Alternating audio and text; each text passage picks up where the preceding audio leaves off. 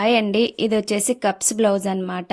ఈ కప్స్ బ్లౌజ్కి కప్స్ అనేవి మనము ఎలా స్టిచ్ చేసుకోవాలని చెప్పేసి ఈ వీడియో అండి. లాస్ట్ వరకు చూసి వీడియో నచ్చితే లైక్ చేయండి.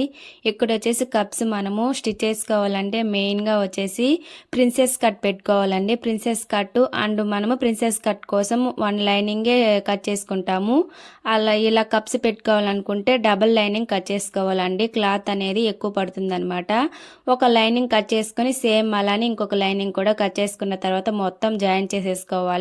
ఇక్కడ వచ్చేసి మెయిన్ పీస్కి ఒక లైనింగ్, మనము ఇంకొకటి ఎక్స్ట్రాగా కట్ చేసుకుంటాం కదా, అది వేరేగా స్టిచ్ చేసుకోవాలి. ఇప్పుడు వచ్చేసి కప్స్ అనేవి ఇక్కడ చూపిస్తున్నాను కదా, మిడిల్లోకి ఇలా 4 ఫోల్డ్ చేసేసుకొని చూడండి. నేను ఇక్కడ చూపిస్తున్నాను కదా, ఇలా పెట్టేసుకొని మధ్యలో డాట్ పెట్టేసుకొని మార్కింగ్తో ఇలా డాట్ పెట్టేసుకున్నాక ఇప్పుడు మనకి షేప్ అనేది మనము ఇలా పెట్టేసుకొని ఇప్పుడు వచ్చేసి ఇక్కడ మనకి డాట్ పాయింట్ అనేది మనము కట్ చేసుకుంటాం కదా, ఆ డాట్ పాయింట్ దగ్గరికి ఒక మార్కింగ్ ఇచ్చేసుకొని మెయిన్ పీస్ మీద, అంటే అదేనండి లైనింగ్ పీస్ మీద అలా మార్కింగ్ వేసుకున్నాం కదా.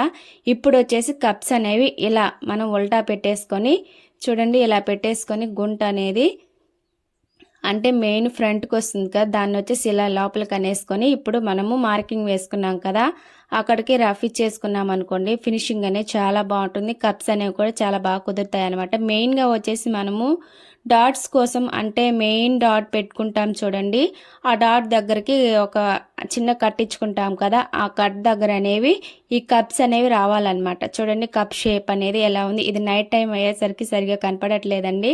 చూడండి కప్స్ అనేవి చాలా నీట్ ఫినిషింగ్తో వచ్చాయండి. నాకైతే చాలా బాగా నచ్చాయి. మీకు నచ్చాయో లేదో కామెంట్ చేయండి. నెక్స్ట్ వీడియోలో కలుద్దాం. Thank you for watching. Bye.